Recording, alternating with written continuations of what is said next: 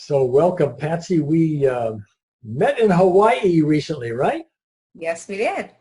At a Meta Health conference, and you and I had a session regarding a remnant, let's say, or a resurgence. That's the right term, of your Crohn's disease. I got that right?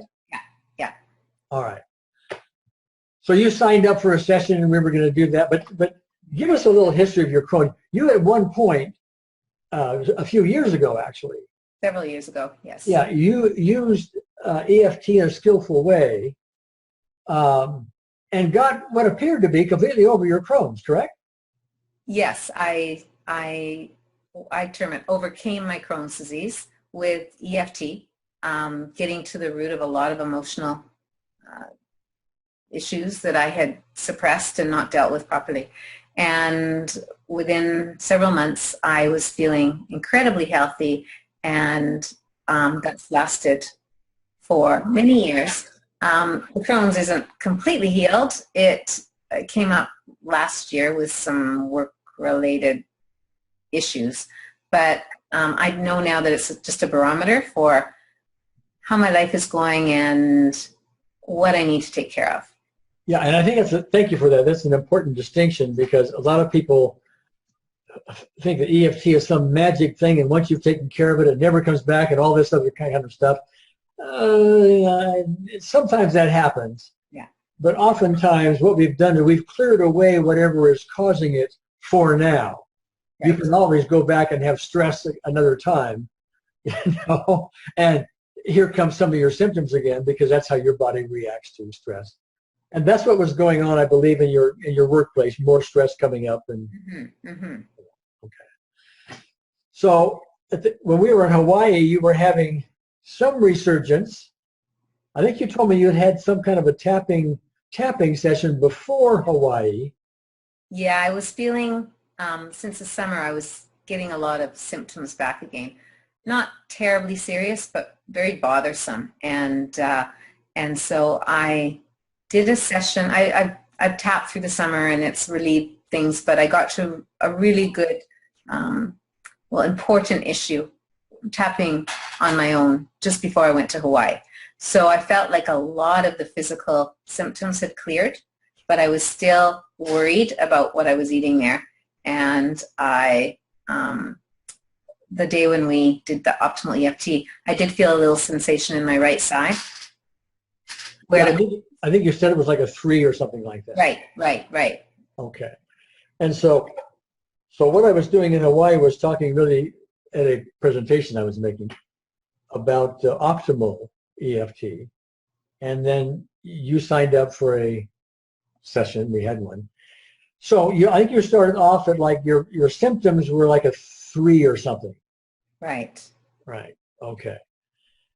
And so one of the things I want to point out here is, just to kind of give a little heads up for those people listening in,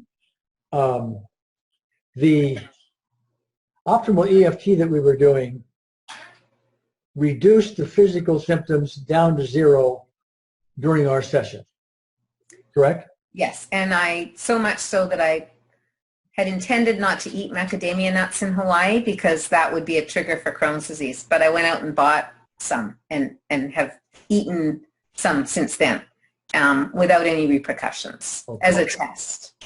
Okay, so but the thing I want to emphasize here is that we probably could have gotten that level by doing yet more tapping on emotional issues. But with optimal EFT, we're also aiming at those emotional causes, but we're aiming at something deeper still, more foundational still, and that's this belief in separation, this illusion that the quantum physicists and other spiritual disciplines are now telling us about this world. Okay, so we're starting to aim at that. We're bringing love into the process. We're bringing what we call the unseen therapist into that. And so we did 2 things with it. This is what I want to have you comment on. One is we would probably have gotten done with the tapping. The physical symptoms subsided. Right. But something else happened that we don't normally expect with tapping, and that was? Well, it just brought this incredible sense of peace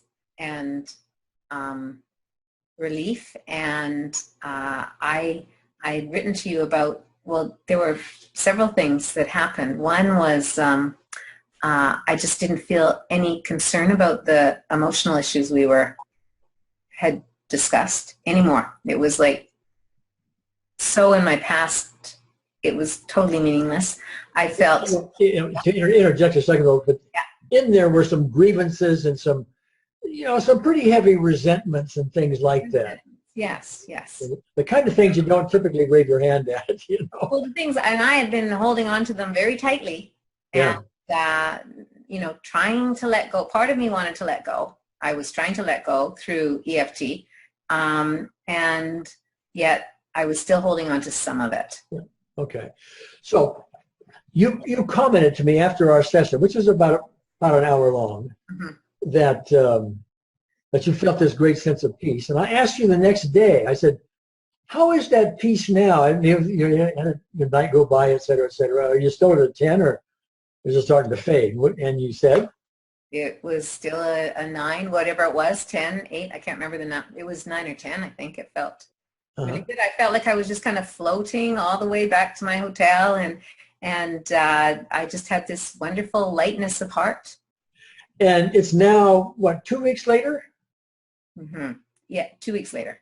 And the peace is still at that level, some other level? What? Yeah, the peace is still at that level. There have been some upsets through the last couple of weeks at work and in other situations, and it just hasn't ruffled me at all.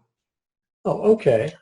And there were some, I mean, the significance of some of these things going on in the workplace were such that you're a school teacher and you were considering retiring.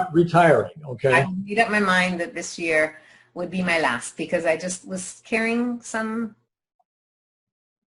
feelings that weren't great, that I didn't want to have affect my health. Yeah. Okay. And now apparently those things are out of the way, and you're...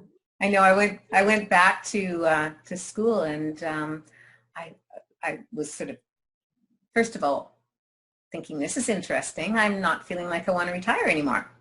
And I even said to the principal last week, that workshop was so inspiring. I don't want to retire anymore. And just to let you know. And she said, oh, that's wonderful. So, and I'm thinking, I'm not ready. And it's been a total shift in what my ideas and plans and thinking have been.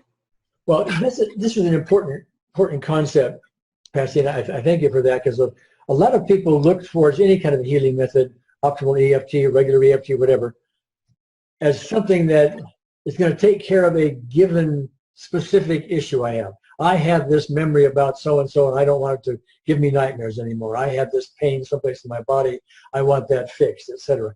And that's what we tend to think, we tend to shoot for when we go into some kind of a healing session, a therapy session, visit a doctor, or whatever the case may be.